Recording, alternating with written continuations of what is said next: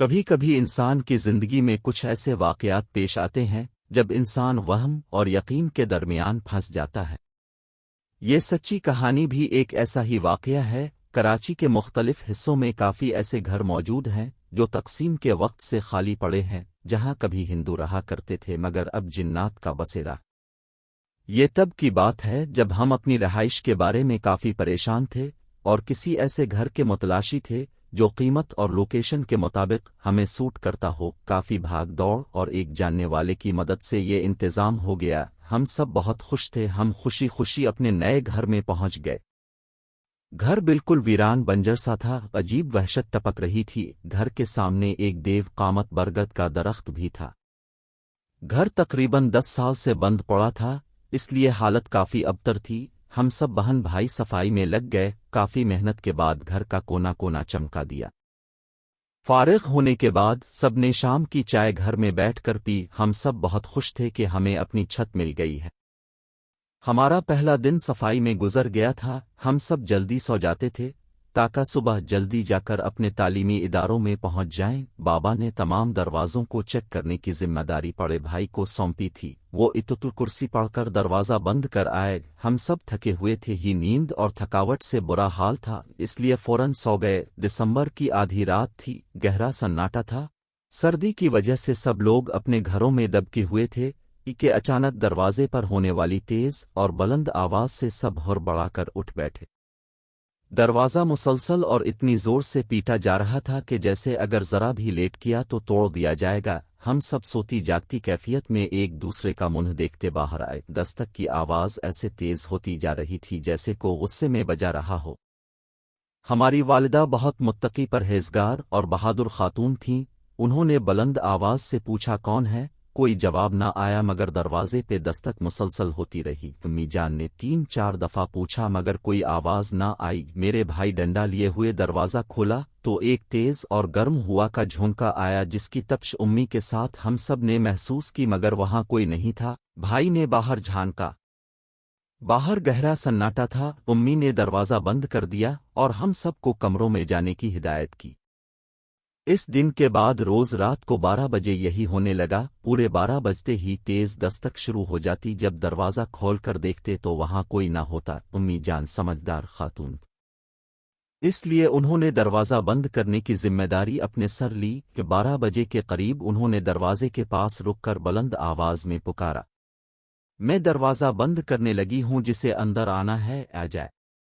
پھر کچھ دیر بعد امی نے آیت الکرسی پڑھ کر دروازہ بند کر دیا۔ اس رات دستک کی آواز نہ آئی جس سے امی کو اچھی طرح اندازہ ہو گیا کہ ان کے ساتھ اس گھر میں کوئی اور مخلوق بھی آباد ہے۔ یہ اس گھر کا پہلا واقعہ تھا جو پہلے دن سے پیش آیا۔ اس کے بعد ایسے ہی کئی واقعات مسلسل پیش آنے لگے۔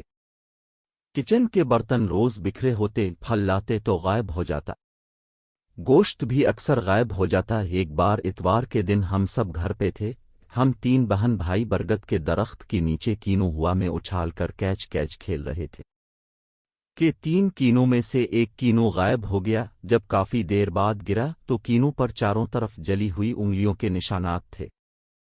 ہم سب کی چیخیں نکل گئیں۔ کچھ محلے والوں نے بھی بتایا کہ اس گھر میں کسی اور کا پہرا ہے۔ برگد کے درخت سے لال روشنی گولے کی طرح ہمارے گھر کے اندر جاتی نظر آتی تھی۔ ہم سب بہن بھائیوں کو بہت خوف آتا تھا۔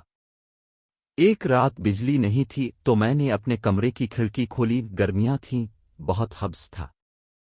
اچانک میں نے دیکھا کہ برگد کے پیڑ کے اوپر بہت سی روشنیاں جلنے لگیں جیسے بہت ساری جگنو چمک رہے ہوں۔ جب میں نے غور کیا تو مجھے گول گول چھوٹے چھوٹے سے چہرے دکھائی دیے جو انسانوں کی طرح تھے اور شاخوں پر مسلسل جھول رہے تھے۔ وہ روشنی ان کی آنکھوں کی تھی۔ پھر وہ چہرے کھڑکی کے قریب آنے لگے۔ میں نے دہشت کے مارے جلدی سے کھڑکی بند کر دی۔ خوف کی وجہ سے میری آواز بند ہو گئی اور میرا وجود پسینہ میں بھیگ گیا۔ ایک مرتبہ کچن میں برتن کرنے کی آواز آئی۔ میں نے دیکھا تو چولہا جل رہا تھا اور اس پر توا رکھا تھا جو بہت تیز گرم ہو چکا تھا۔ میری چھوٹی بہن بھی اس گھر میں پیدا ہوئی تھی۔ جب اس نے نیا چلنا سیکھا تو گھر کے مختلف حصوں میں چلتے ہوئے جب وہ ایک مخصوص جگہ پر پہنچتی اچانک رونے لگ جاتی تھی۔ اس گھر کی ایک اور بات جو ہم سب نے محسوس کی تھی کہ اس میں رونق نہیں تھی۔ इसे कितना भी सजा संवार लेते, साफ सुथरा रख लेते, यहाँ किसी बात का मजा नहीं आता था। अजीब वीरानी छाई रहती थी। इस डर में जी कर हम 3 साल इसमें रहे, और इसमें हमारी उम्मी की बहादुरी का अमल दखल था। उन्होंने कभी हमें डरने नहीं दिया, हमेशा हौसला दिया। एक दिन हमारी उम्मी किसी की फोतग्गी पर गी हुई थीं, शाम के वक्त में, और मेरी बहन घर में अकेले थे। अचानक मेरी 10 साला बहन उम्मी पुकारती हुई किचन की तरफ दौड़ी। मैंने इसको पकड़ा, समझाया और कहा घर में कोई नहीं है। और वाकई किचन में कोई नहीं था, मगर अब मेरी बहन इतने सालों बाद भी इस बात को नहीं मानती। वो कहती है, मैंने उम्मी को किचन में जाते देखा था। वो चीज़ मखलूक मेरे छोटे भाई की शक्ल में भी घर में घूमती फिरती थी। अक्सर जब मेरे बड़े भाई का कोई दोस्त आता और भाई घर पर न होते, तो वो मखलूक छोटे भाई की शक्ल में भाई के दोस्त को बाहर से ही मना कर देती कि बड़े भाई घर पे नहीं है। हमारी वालिदा एक जीदार और समझदार खातून थीं। वो समझती थीं कि जब ये मखलूक किसी को नुकसान नहीं पहुंचा रही, तो उन्होंने भी मसलहतना खामोशी इख्तियार किए रखी, और हम बच्चों से कई वाक़यात छुपा लिए जो वफ़ात से पहले उन्होंने मुझसे बयान किए। ये बात भी उम्मी ने हमें बहुत बात में बताई कि बड़िए एक दफ में गर्मियों की वजह से ठंडे फर्श पर सो रही थी, तो 2 कमरों के दरमियान जो चौखट होती है, वहाँ उम्मी के पाँव थे। रात के किसी पहर किसी ने उम्मी का पाँव सिरका कर गुजरने की जगह बनाई। उम्मी की आंख उनकी उंगली में होने वाली जलन से खिली, जो वाकई की जली हुई लग रही थी। काफी अरसे तक वो निशान उम्मी के पीर में रहा। रात को अक्सर वो मखलूक उम्मी की शक्ल में अबू को जगाया करती थी, और जब अबू पूछते किया है, वो गायब हो जाती। अबू पलट कर देखते तो उम्मी सोई हुई होती।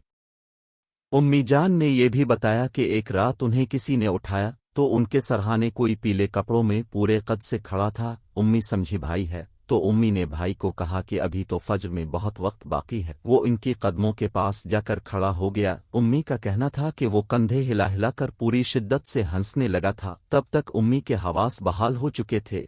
वो समझ गईं कि कोई और मामला है। उन्होंने कहा, तुम ऐसे नहीं मानोगे, और सूरह जिन की तिलावत शुरू कर दी। सूरत पढ़ते ही वो गायब हो गया।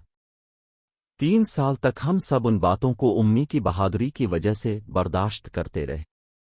बाद में हमने वो घर सिर्फ अपने घर के अफराद में इजाफे की वजह से छोड़ दिया। घर के पहले मालिक को भी इस बात का जरूर इल्म था कि इस घर में कुछ है, तभी घर के चारों कोनों में मीखें टेनोनी की हुई थीं। हमारे बाद एक और फैमिली इस घर में आई। उनका भी ये कहना था कि चीज़ों की जगह तब्दील हो जाती है। वो घर आज भी मौजूद है, और सड़क के किनारे होने की वजह से हम कभी कभी देखते हैं कि वो बंद पड़ा है। अल्लाह जाने वो सब किया था, मगर उन्होंने कभी हमें कोई नुकसान नहीं पहुंचाया। नोट: ये सच्चा वाकया मुझे मेरे कोलीग ने बताया था, जो अब इस दुनिया में नहीं है।